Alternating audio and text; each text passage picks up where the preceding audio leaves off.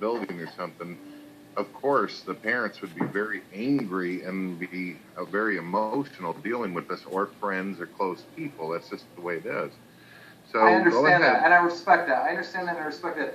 The other gentleman, when I was watching, he said that basically I was avoiding him and that I was a coward.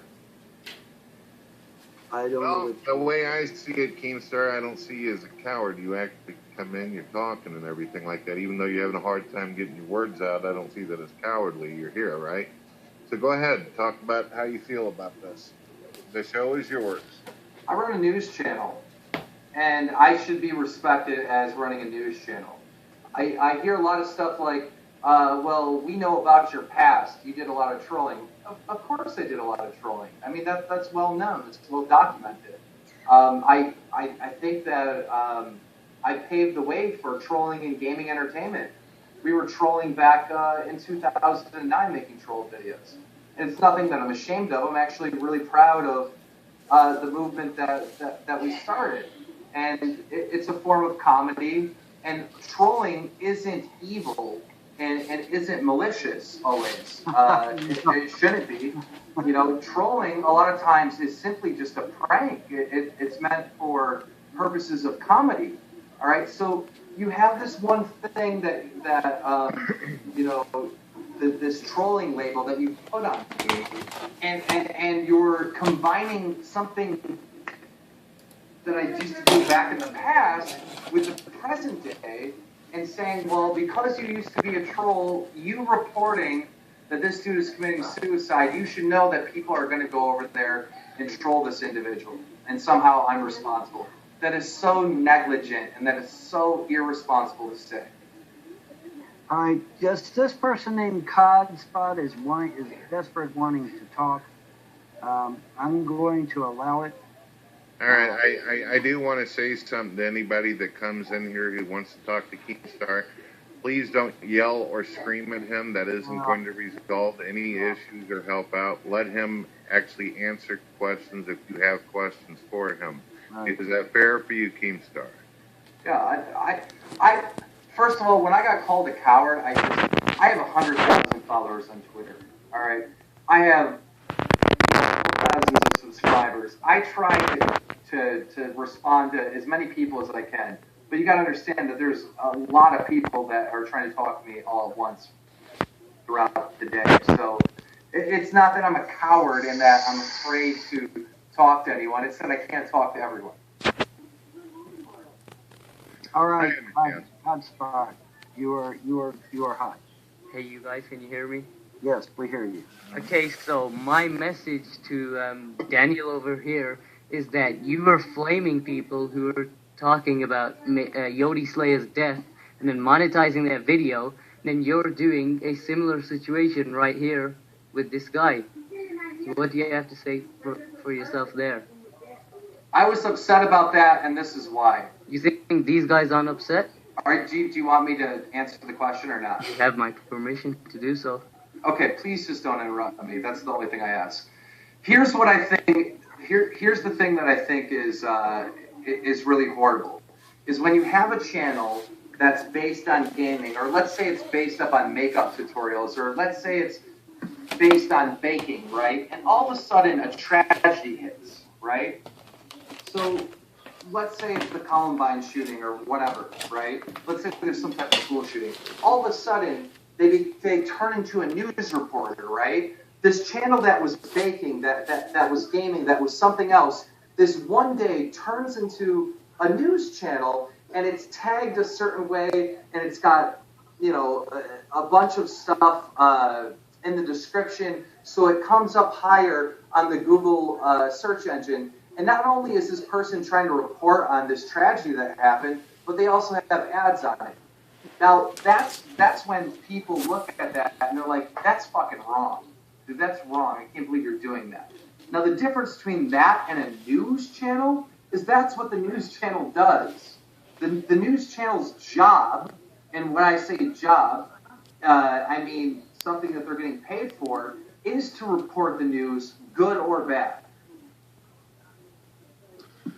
KeemStar, I understand what you're trying to say, but you do realize, and I don't think Robert put it out there good enough, is that CNN will usually report something based upon the fact that there are already police, there's people out there trying to do something to help the person and all this. Your situation is you had a guy who was completely vulnerable. He was completely open to being hit by all these people in comments telling him to kill himself, that he was ugly, he was retarded, he was stupid, and all that. Now, I mean, if you were new to YouTube and you didn't realize that would happen, that's understandable, but you know a lot about trolling. You just told us that. You know what would happen. No, I didn't. But your audience, they're loyal to you. They're subscribed to you. They know your deal, your story. They care about you, obviously, so they're going to do. Okay, I didn't mean to cut you off there, but no, go ahead. Okay, here's the thing, right? I feel that people, right, aren't sheep. That they're people. That they make their own decisions. That they can do whatever they want. All right. I didn't tell anyone to go troll them, and I've said this multiple times. I don't know why I got to say it again. I just said, hey, look, this dude, a YouTuber, is streaming, and he's saying that he's going to commit suicide, right? I think people went over there, they saw it, and they made a decision, all right? And I'm just guessing because I don't know what was going through these people's heads, but I think they said, what the fuck is this dude doing? He's up here saying he's going to cut his arm. He's all drunk. This attention whore, fuck this guy. This guy's just doing this for attention. And I think the reason, why they went and said what they did is because they didn't look at him as a victim. They looked at him as an attention whore. And I think, honestly, that's the problem. I've never once heard you guys put the blame on this guy that tried to kill himself on live camera. I've never heard you blame him for what happened. All I hear is that somehow I'm responsible for tweeting the link. And there were people in that stream before I got there. So I'm sure that link was shared between all other people. There were likes on the stream. So that means somebody went there and hit the like button, which went out to their fans. Are they equally as responsible for me for publicizing suicide as you guys are saying? I mean, the arguments that you have aren't from this world. They don't. The arguments that you have. KeemStar, that is unfair. All right. If you will check my channel, you will find that my channel started in 2005, and that my official title on that channel is reporter. Now, as a reporter portraying the news, I'm not going to reveal somebody's name if I don't have permission from the family to do so. I'm not going to reveal. I didn't reveal his name. Sorry to interrupt you, but. Yeah, but now wait a minute. Let me finish. I'm also not going to show his video. Particularly if he's trying to kill himself. I may say that there is someone who is attempting to hurt themselves, and I'm calling the police or whatever. But I wouldn't put him out there in such a way that he could be attacked by trolls and haters. I don't think. I would do everything in my power to try and prevent people from doing that. Okay, the whole reason I've got to go way back here a little bit. One of the things that got me in trouble, so to speak, with the trolls and haters on YouTube is because I had heard of a string of suicides that were being committed by young teen girls here on YouTube and elsewhere, Blog TV, Stickam, etc., etc. Okay, and what I found in my investigation as a reporter is that it was the trolls and the haters that were causing these kids to commit suicide. They were going to them. You need to kill yourself. You're no good. You're a waste. You're worthless. You're this. You're that. Whatever. And I found that it was the trolls themselves that were actually implementing these people to off themselves. Sometimes cyberbullying, correct. Even sometimes live on camera. Okay, so What I would have done had I been in your position is I would have went out of my way to not tweet his location or his video or his stream. I could have still reported on it. You know, I could have said, you know, there's something happening here, you know, but for his privacy's sake, for the family's privacy's sake, I would not have put it on video. I would have simply reported on it and let it drop at that. But I would not have put it on video. I would not have, and you know, I wouldn't have put him in. Basically, I wouldn't have put him in a vulnerable position. Okay, because you know, when you tweeted it and when you MySpaced it or Facebooked it or whatever it was you did, you basically put him in a very vulnerable position that really didn't have to be. I mean, you could still report it on a story without having to put him in the vulnerable position that you did. You get me? I get what you're saying, and actually you'd have a very, very valid point if he was streaming that privately and somehow I hacked into his computer and released it to the public. You guys have to understand the most fundamental, logical thing about all of this is that this guy publicly on YouTube for anybody to see attempted to commit suicide. He is the one that released it to the public. Me sharing the link has nothing to do with this being public. He's the one that made this public. He's the one that made this public. If my son, if my friend, if my family member publicly went to YouTube and said that they were going to kill themselves and was threatening to cut themselves, I would blame them for making it public.